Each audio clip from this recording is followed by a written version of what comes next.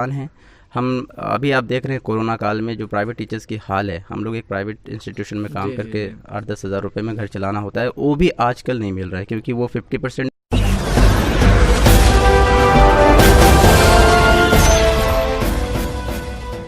जी नमस्कार, आप देख रहे हैं एचबी न्यूज।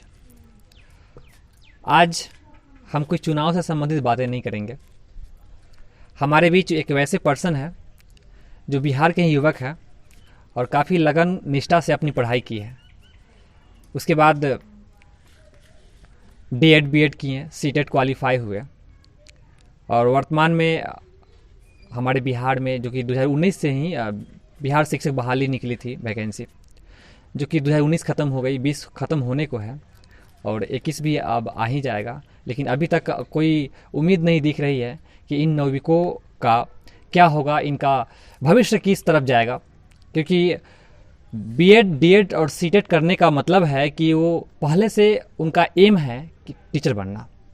ऐसे नहीं है कि बस कोई कम्पिटिटिव एग्ज़ाम नहीं है कि अचानक हम सीटेट क्या कहते हैं एसएससी निकाल लिए या सीजीएल निकाल लिए, एमटीएस निकाल लिए।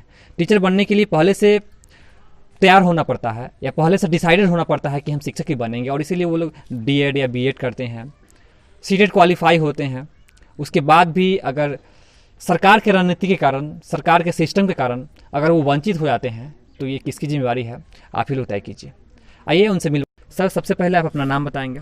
मेरा नाम मोहम्मद सद्दाम हुसैन है। जी, किस तरह से आप बताएंगे, किस तरह से आप सरकार से नाराज है? सबसे पहले मैं ये बताना चाहूँगा कि मैं सीटेट क्वालिफाइड हूँ, बट मैं 2019 के जुलाई नहीं दिसंबर का हूँ। अच्छा। मैं दो तरफ से फंसा हूँ। पहले तो शिक्षक बहाली नहीं हो रही है पिछले सालों से, और उसके साथ साथ दिसंबर 2019 का जो केस है उसको कोर्ट में अटका दिया गया है। जो हमारे शिक्षा मंत्री हैं या फिर कहें कि जो हमारे प्राइमरी निदेशक हैं, उनके द्वारा कोई भी पॉजिटिव साइंस पिछले 1 साल में नहीं आई है। हम लोग पर भी मतलब आज सैलरी नहीं मिल रही। प्राइमरी विद्यालय अभी तक बंद पड़ा है अभी। बिल्कुल, प्राइमरी पूरा बंद खराब है। जी बिल्कुल। और अगर मुझे अभी पढ़ाना हो रहा है तो सिर्फ 2 क्लासेस जाने होते हैं और क्लासेस के बेसिस पे पैसे मिलते हैं आजकल। जी बिल्कुल। और जहाँ तक बहाली की बात है, अभी भी कोई सुगबुगाहट नहीं है। सरकार अभी भी कोई फेवर की बात नहीं कर रहे हैं, अपने उस शिक्षार्थी की बात नहीं कर रहे हैं जिन्होंने इतनी मेहनत से डीएलएड करे हैं।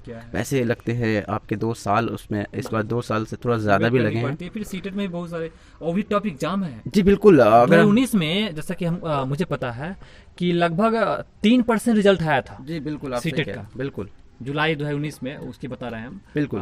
दिसंबर के तो मुझे नहीं पता, लेकिन जुलाई 2020 में 19 में जो एग्ज़ाम हुई थी सीटेट का, उसमें 3% बिहार का रिजल्ट आया था। जो कि एक चीज़ आपने नोटिस किया होगा सर कि ये जो सीटेट की एग्जामिनेशन का जो रिज़ल्ट आता है वो हमेशा 10% से नीचे है। पूरे मैं भारत की बात कर रहा हूँ। और अगर इस 10% से नीचे अगर कोई बच्चा, कोई स्टूडेंट अगर इसको पास कर रहा है तो आप समझ सकते हैं कितनी लगन से वो पढ़ाई करते हैं। और लगन से पढ़ाई करने का उनका एक ही मकसद होता है कि आने वाले दिनों में उनको शिक्षक। बिल्कुल, ये शिक्षक, आपने जैसे अभी पहले कहा कि जो शिक्षक बनना चाहते हैं वो सिर्फ 6 महीने या 1 साल पहले से नहीं सोचते हैं। वो कहीं ना कहीं वो अचानक कोई एग्जाम नहीं निकलता और शिक्षक अचानक बन जाते हैं, पहले से डिसाइडेड होते हैं। वो कम से कम वो 10th के बाद ज़रूर सोचते हैं, क्योंकि 12th के बाद आपको डीएलएड करने का ऑप्शन आते हैं। अगर आप ग्रेजुएट होते हैं तो उसके बाद आप बीएड करते हैं, अगर आप पीजी करते हैं उसके बाद आप बीएड करते हैं। तो कहीं ना कहीं ये प्री प्लान्ड होते हैं। पिछले 7 साल 5 साल पहले से लोग प्लान्ड होते हैं। तो इनका हक है कि आप उस फील्ड में जाएं, और अगर आपने सफलता प्राप्त की है तो एक सीट पे आपका अधिकार है।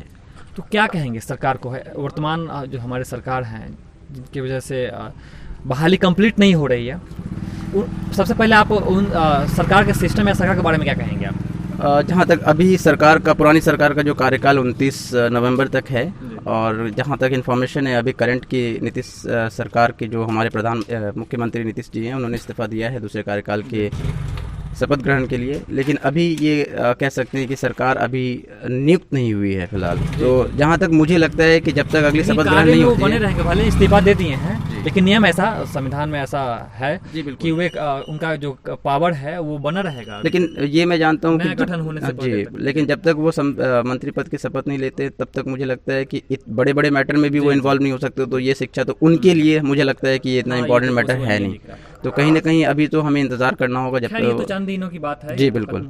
मुझे उम्मीद है कि अगर ये सरकार शिक्षक बहाली को, अगर या मैं कहूँ कि रुकवा कर रखी थी या ये कोर्ट में फंसा था, तो मुझे उम्मीद है कि नई सरकार के गठन के साथ वो हमें एक छोटा सा गिफ्ट ज़रूर देंगे, और ये दिवाली के मौके पे कहें या फिर ये कहें कि नया साल आने वाला, इनके मौके पे गिफ्ट दें, ताकि जो लाखों अभ्यर्थी हैं वो इस गिफ्ट को पाकर अपनी ज़िंदगी बना पाए। और मुझे उम्मीद है इस सरकार से, क्योंकि सरकार अगर है तो वो अपने प्रजा के लिए ही है, और अगर प्रजा उस काबिल है तो उनको ये मिलना चाहिए, ये मेरा कहना है। और मुझे उम्मीद है कि सरकार कुछ ही दिनों या कुछ महीने में इसके ऊपर फैसला लेगी, और कोर्ट भी इस चीज़ को ध्यान से देखेंगे कि जो ऐसे कैंडिडेट्स हैं जो दिसंबर सीटेट के फंसे हुए हैं उनको भी पक्ष में दें, क्योंकि उन्होंने मेहनत करा है और सरकार की छोटी सी चूक की वजह से उनको ज़िंदगी भर बर्बाद ना होना पड़े। क्योंकि बहुत सारे ऐसे कैंडिडेट्स हैं सर जिनकी एज ख़त्म होने वाली है, शायद मैं भी उसमें से एक हूँ। 37 साल की उम्र में जब आपकी एज ख़त्म हो जाएगी तो फिर ना ही वो डिग्री आपके काम आएंगे, ना ही वो आपका ट्रेनिंग काम आएगा, ना ही आपने जो सीटेट पास करा है उससे कोई बेनिफिट मिलना है। तो ऐसे कैंडिडेट्स के लिए कम से कम सरकार को थोड़ा संज्ञान लेना पड़ेगा और इनके प्रति कुछ करना पड़ेगा, जिससे कि इनकी ज़िंदगी बच पाए। जी, उम्र बहुत मायने रखता है। समय से कुछ भी हो तो ज़्यादा शोभनीय होता है, समय के बाद अगर कुछ होता है, समय निकल जाने के बाद होता है तो शायद वो शोभनीय नहीं होता है। शिक्षक बहाली को फंसने का एक और कारण है सर, हम और आप जैसे कुछ लोग हैं जो चंदा उगाही करने के लिए भीड़ जाते हैं।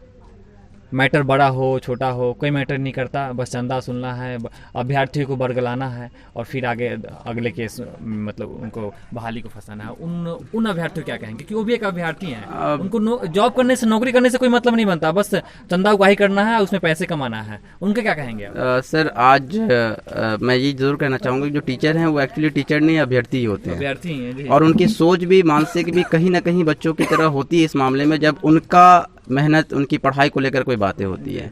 अगर किसी ने ऐसा किया है कि कोर्ट में अदालत में ये बातें फंसाकर हम लोगों को लूटना चाहा या किसी तरह से शोषित किया, हम लोगों को शोषण किया हमारा, तो कहीं ना कहीं हमारी वो नादानी है, जैसे हम बच्चों की तरह ही सोचते हैं जो ठगे गए हैं। लेकिन मुझे उम्मीद है कि गॉड देख रही है सारी चीज़, और मैं एक आस्तिक हूँ, मैं ऑप्टिमिस्ट भी हूँ। मैं उम्मीद करता हूँ कि ये सारा चीज़ हमारे पक्ष में आएगा, और जिन्होंने गलत करा है उनका ईमान जाने, और उम्मीद है कि गॉड जो है हमें फेवर करेंगे।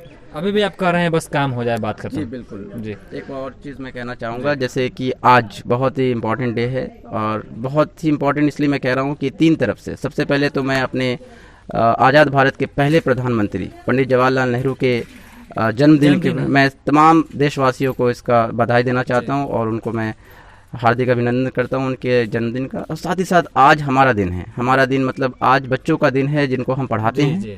आज चिल्ड्रंस डे है। मैं भारत के, बिहार के तमाम बच्चों को, बच्चे सिर्फ स्टूडेंट्स नहीं, सारे बच्चे को मैं आज हैप्पी चिल्ड्रंस डे कहता हूँ।